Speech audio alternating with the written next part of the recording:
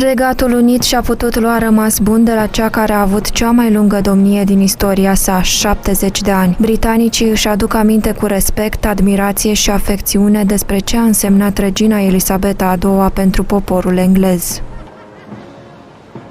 I'm 83 years old and can still recall when the Queen's father, King George VI, died unexpectedly. And Princess Elizabeth had to return early from a visit to Africa to become queen. Her popularity was ensured from the start. She was young, glamorous, had a handsome husband, and also had the sympathy of the nation.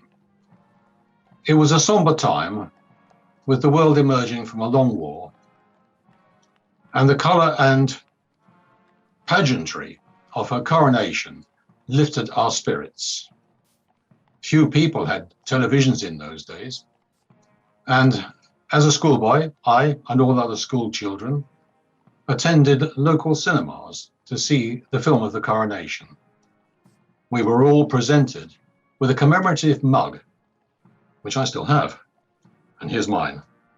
You see a picture of the Queen, and on the other side, her crown and the letters E to R. The colour and pageantry over, the new Queen's formal duties began. She had weekly private briefings from the Prime Minister, and what was discussed has never and will never be made public. Her first Prime Minister was Winston Churchill, and we can only be certain that she benefited from his guidance with his long experience of both national and international affairs. Then there was the Privy Council, a large group of influential people, where she would be advised on national and international issues. All bills passed by Parliament had to be signed by the Queen. Her signature was there and the bill became law. Theoretically, she could have refused, but as a constitutional monarch, of course, she never did. During her long life, she worked with no less than 15 UK Prime Ministers, 13 US Presidents, and hosted countless state visits when foreign heads of state were formally welcomed to Buckingham Palace. It is well known that she took a personal interest in the arrangements for these visits. Away from these duties, the Queen enjoyed meeting the public, and her visits to schools, hospitals, and she declared open many buildings such as libraries, museums, bridges, and so on. During these visits, she always bore her late father's advice in mind. He had said, "You will meet many people in your lifetime and cannot possibly remember them all. But for them, they will always remember this day." She was also a patron of numerous charitable organizations, which benefited from her support. The Queen was well known for her annual Christmas broadcasts, either on radio or television, when she spoke about the Christian faith and the need to care for others, in particular children. More recently, at the beginning of the COVID lockdown, she made an inspirational television broadcast of support and encouragement. And at the time we were separated from friends and family, and she ended with the words, "We'll meet again." Sadly, I never met the Queen. I saw her twice.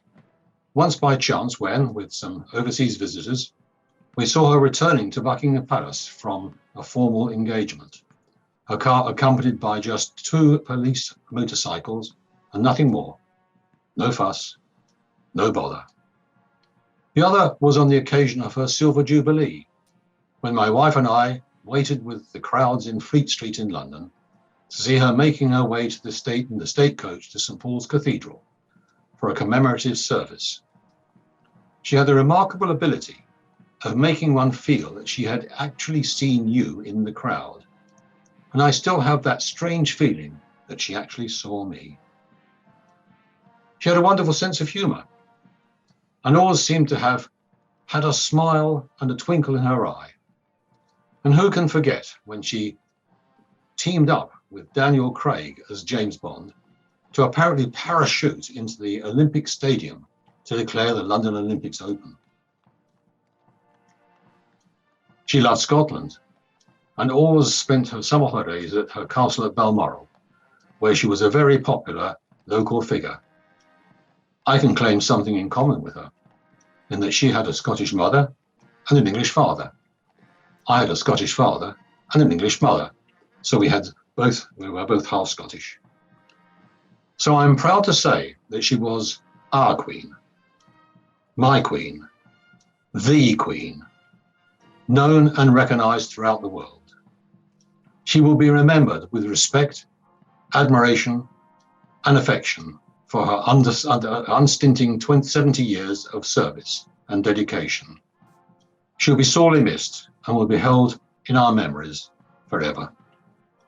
We now welcome Charles III to the throne, and we wish him every success, health, and happiness. God save the King.